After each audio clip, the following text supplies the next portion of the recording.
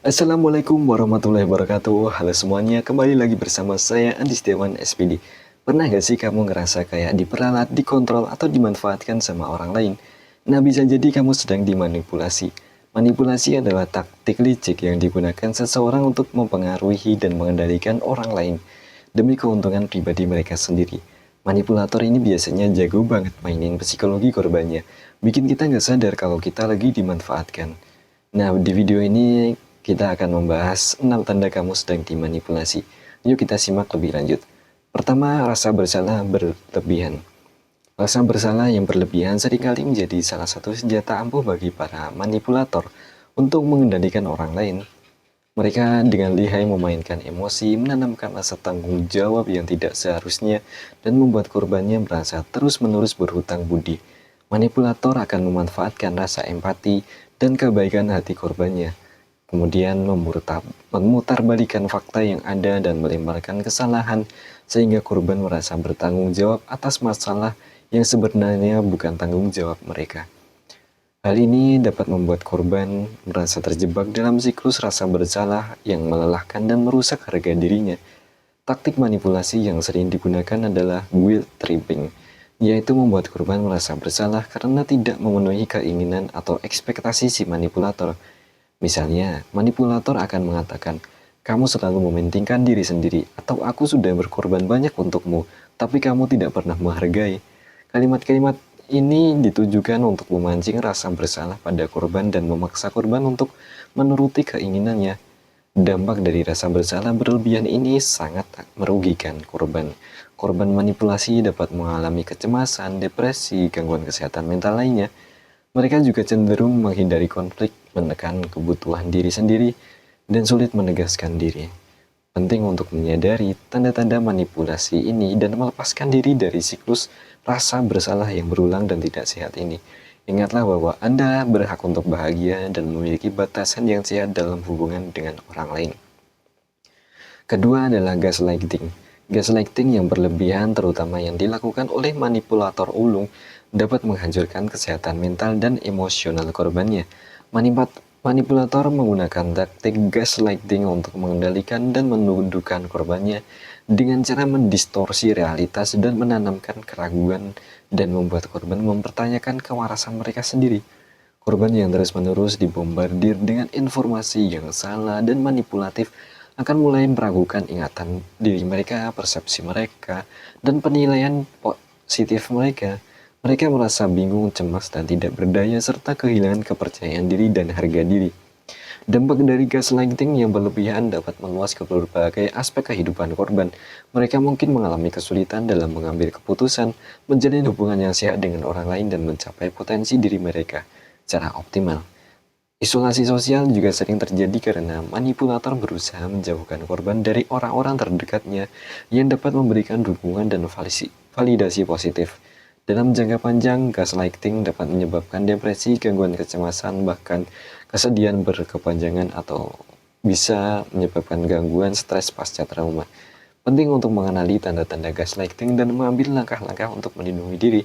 Jika Anda terus-menerus diragukan, disalahkan, atau dimanipulasi dalam suatu hubungan, carilah bantuan dari orang terpercaya atau profesional kesehatan mental. Ingatlah bahwa Anda tidak sendirian dan berhak mendapatkan hubungan yang sehat dan mendukung. Kemudian contohnya, misalnya kamu ingat banget dia janji mau nemenin kamu nonton. Tapi dia malah asik main game. Pas kamu tanya, dia malah bilang, "Kamu salah dengar kali, aku nggak pernah janji kayak gitu." Lama-kelamaan, kamu jadi bingung dan mulai nggak percaya sama ingatan kamu sendiri. Inilah contohnya. Kemudian selanjutnya, playing victim. Playing victim manipulator adalah individu yang menggunakan taktik manipulatif dengan cara menempatkan diri mereka sebagai korban dalam berbagai situasi untuk mendapatkan simpati orang lain, perhatian, atau mengontrol orang lain. Mereka seringkali melebih-lebihkan atau bahkan mengarang cerita tentang penderitaan mereka sendiri, menyalahkan orang lain atas masalah yang mereka alami, dan menghindari tanggung jawab atas tindakan yang diri mereka perbuat. Tujuan utama mereka adalah mendapatkan keuntungan, baik itu berupa dukungan emosional, bantuan, pengampunan, atau bahkan kekuasaan atas orang lain. Individu yang berperan sebagai playing victim manipulator biasanya menunjukkan beberapa ciri khas. seperti sering mengeluh tentang ketidakadilan yang mereka alami, mudah tersinggung dan sensitif terhadap kritik, sulit menerima penolakan, dan cenderung membuat orang lain merasa bersalah. Mereka juga ahli dalam memutarbalikkan fakta dan menampilkan diri sebagai pihak yang paling menderita agar orang lain merasa kasihan dan bersimpati. Dampak dari playing victim manipulator cukup merusak dalam hubungan interpersonal. Mereka dapat menimbulkan perasaan lelah, frustasi, ketidakberdayaan pada orang-orang di sekitarnya. Korban manipulasi seringkali merasa terjebak dalam siklus rasa bersalah dan kewajiban untuk terus-menerus memberikan dukungan dan bantuan ini. Penting untuk mengenali taktik manipulatif ini agar kita dapat melindungi diri sendiri dan menetapkan batasan yang sehat dalam hubungan. Contohnya dalam hal ini adalah misalnya dia telat ngerjain tugas kelompok. Terus dia bilang, maaf ya aku telat, kemarin aku sakit, terus laptopku rusak, terus ini dan itu. Intinya selalu ada aja alasannya. Selanjutnya, silent treatment. Silent treatment adalah bentuk komunikasi pasif-agresif di mana seseorang menolak untuk berbicara atau mengakui orang lain. Ini bisa berupa penolakan total untuk terlibat dalam percakapan, menghindari kontak mata, atau memberikan respon singkat dan dingin. Meskipun tampak seperti tindakan diam, silent treatment dapat menjadi senjata yang sangat menyakitkan dalam hubungan interpersonal karena menyampaikan pesan penolakan, ketidaksetujuan, dan penghinaan tanpa memberikan kesempatan bagi pihak lain untuk memahami atau merespon situasi itu. Silent treatment sering digunakan sebagai cara untuk menghukum, memanipulasi, atau mengontrol orang lain. Pelaku mungkin menggunakannya untuk menghindari konflik, mengekspresikan kemarahan, frustasi berlebihan secara tidak langsung, atau untuk memaksa orang lain untuk menyerah pada keinginan mereka. Dampak dari silent treatment bisa sangat merusak, menyebabkan korban merasa dikucilkan, tidak berharga, cemas berlebih, dan kesedihan berlebih. Dalam jangka panjang, pola silent treatment yang berulang dapat merusak kepercayaan dan menghancurkan intimitas dalam suatu hubungan. Penting untuk diingat bahwa silent treatment bukanlah cara yang sehat untuk berkomunikasi atau menyelesaikan sebuah konflik. Jika Anda mengalami silent treatment, cobalah untuk berkomunikasi secara terbuka dengan pelaku tentang perasaan Anda dan dampak dari perilaku mereka. Jika silent treatment terus berlanjut dan mempengaruhi kesehatan mental Anda, mencari bantuan dari orang lain, dari terapis atau psikolog profesional dapat membantu Anda mengembangkan strategi coping yang sehat untuk memperbaiki pola komunikasi dalam hubungan Anda. Selanjutnya, perilaku merendahkan dan meremehkan orang lain. Merendahkan dan meremehkan adalah sebuah taktik yang umum digunakan oleh para manipulator ini untuk mengendalikan dan mengeksploitasi orang lain. Mereka seringkali melontarkan komentar yang dirancang untuk membuat korban merasa tidak berharga, tidak kompeten, dan tidak berdaya, tidak percaya diri. Kata-kata seperti kamu terlalu sensitif, kamu tidak akan pernah bisa melakukan itu, atau itu ide yang bodoh. Mungkin tampak sepele, tapi jika terus-menerus dilontarkan, dapat mengikis harga diri orang lain. Korban secara perlahan. Manipulator juga kerap meremehkan prestasi korban, menganggap remeh pendapat mereka, menghindari pengakuan atas keberhasilan mereka. Tujuan utama dari perilaku ini adalah untuk membuat korban merasa bergantung pada manipulator. Ketika seseorang merasa tidak mampu dan tidak berharga, mereka cenderung lebih mudah dimanipulasi dan dikendalikan.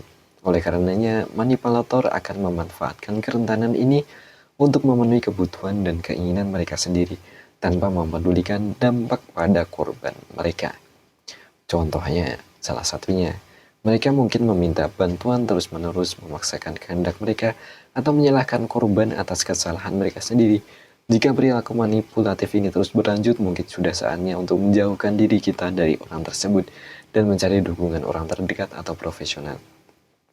Selanjutnya tentang isolasi sosial. Isolasi sosial bisa menjadi salah satu tanda merah dari perilaku manipulatif. Seseorang manipulator seringkali mencoba untuk mengendalikan dan mendominasi korbannya. Dan salah satu caranya adalah dengan mengisolasi korban dari lingkungan sosial mereka.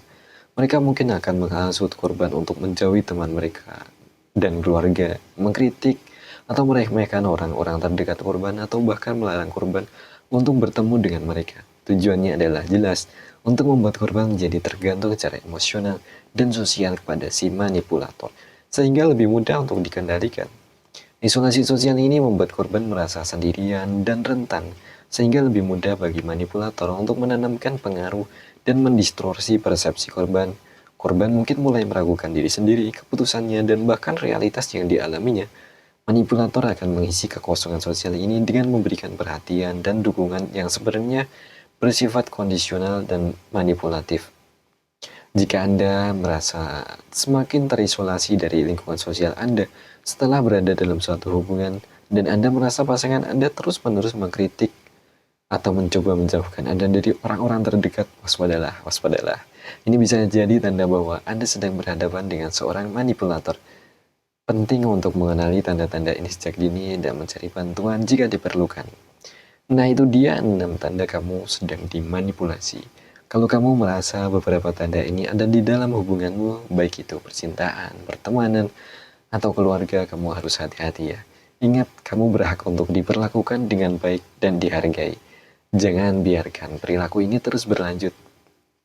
Semoga video ini bisa bermanfaat untuk kita. Jangan lupa like, komen, dan subscribe channel ini. Sampai jumpa di video selanjutnya. Saya Andi Setiawan SPD. Terima kasih telah menonton sampai sejauh ini.